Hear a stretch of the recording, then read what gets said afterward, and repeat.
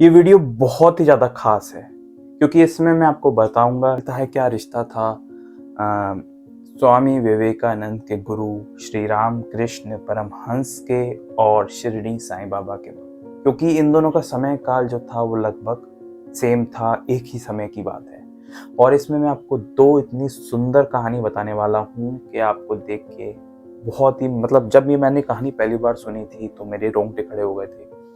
और आपको भी कुछ ऐसा एहसास होगा जब मैं आपको ये कहानी बताऊंगा कि कैसे बाबा ने एक बार कहा था कि सब संत एक ही होते हैं और जो सबकी कार्य प्रणाली होती है, जो सबके काम करने का तरीका होता है वो अलग अलग हो सकता है, लेकिन वो उनका उद्देश्य एक ही होता है। तो ये सब कहानी हमें जानने को मिलती है और दो ऐसी बातें बताऊंगा जो आप दोनों के रिश्ता जो था स्वामी रामकृष्ण परमहंस जो कि स्वामी विवेकानंद के गुरु थे और शिरडी के साईं बाबा के बीच, शिरडी और बंगाल। और मैं आपको लिटरली बताऊं तो 1918 से पहले तो ऐसा कोई साधन भी नहीं था कि आप मोबाइल फोन कंप्यूटर लैपटॉप, यहाँ तक कि चिट्ठी से भी आप यूं एक सेकंड में कनेक्ट हो पाओ। लेकिन ईश्वर का जो कनेक्शन है, जो एक नेटवर्क है, उससे कोई नहीं बच सकता। तो कहानी शुरू करते हैं। जैसे कि मैंने आपको एक वीडियो बताई थी कि साईं बाबा ने 1918 में जो समाधि ली थी उससे पहले भी 3 दिनों के लिए अपनी जीवन रेखा क्रॉस की थी। ये बात है 1886 की, जब साईं बाबा ने सोचा था कि वो अपने प्राणों की आहुति इस संसार में चढ़ा देंगे और वो समाधि ग्रहण कर लेंगे। और महासभापति जी से कहा था कि 3 दिनों तक मेरे शरीर की रक्षा करना, और मेरे शरीर की रक्षा करना, अगर मैं लौट गया तो ठीक, नहीं तो मेरी समाधि बना देना। और 1886 में 3 दिनों तक महासभापति जी ने बाबा का सर अपनी गोद में रखा था और 3 दिनों तक वो ना उठे थे, ना कुछ खाया था, ना कहीं गए थे, और बाबा के शरीर की रक्षा की थी, जिसके बाद बाबा दोबारा वापस आ गए थे।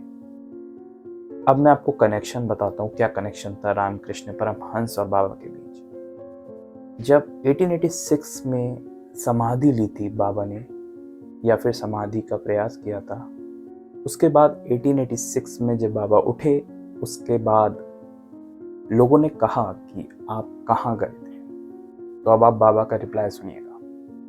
बाबा ने बताया भक्तों को कि मेरा मन था कि मैं अल्लाह से, यानी कि उस परमात्मा से एक हो जाऊं और मिल जाऊं, क्योंकि मेरा मन था कि मैं अब समाधि ग्रहण कर लूं और मैं उस परमात्मा ईश्वर से एक हो जाऊं। इसके बाद जो बाबा ने कहा वो ध्यान से सुनिएगा। लेकिन मेरे दोस्त गदाधर को भी ईश्वर से मिलना था और मुझसे ज़्यादा जल्दी थी, इसलिए वो ईश्वर से मिल गया और मैं वापस आ गया। गदाधर का अर्थ है बंगाल के स्वामी रामकृष्ण परमहंस।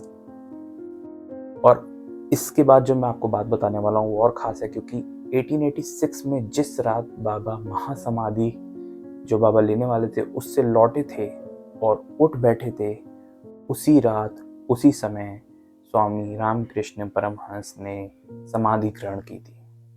उन्होंने इस शरीर को त्यागा था। कहाँ शिरडी और कहाँ बंगाल। और बाबा के साफ बोल थे कि मेरे मित्र बंगाल के गदाधर को ईश्वर से मिलने की जल्दी थी, इसलिए मैं लौट आया। तो ये एक संकेत बाबा ने दिया था कि किस प्रकार भले ही वो कहीं भी रहें, सब संत, सब ईश्वर का ही अवतार हैं और वो एक साथ मिलके ही काम करते हैं। अब मैं आपको बताता हूँ कि ये तो हो गया 1886 में, उसी रात स्वामी रामकृष्ण परमहंस ने समाधि ली थी। सेकंड कनेक्शन उनके साइड से क्या मालूम पड़ता है हमें, क्योंकि हम तो एक आम इंसान हैं, हम जो बुक्स में जो हिस्ट्री में लिखा रहता है हम सब वही सोच के बता सकते हैं।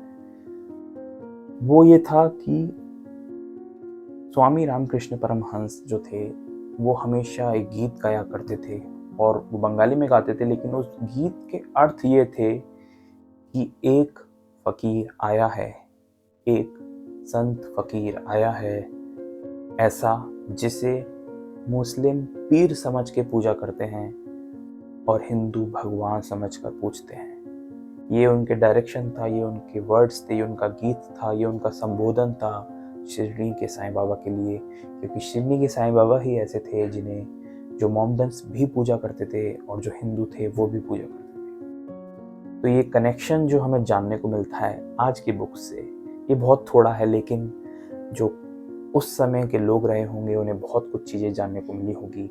लेकिन इससे साफ जाहिर होता है कि संत कहीं भी रहें, वो होते ईश्वर स्वरूप ही हैं और वो काम भी ईश्वर का ही करते हैं और उनका उद्देश्य भी एक ही होता है। तो ये पढ़ के मुझे तो बहुत ही सुंदर लगा, खासकर ये जो 1886 वाली बात थी कि जिस समय बाबा लौटे उस समय ही रामकृष्ण परमहंस ने बंगाल में समाधि ग्रहण की।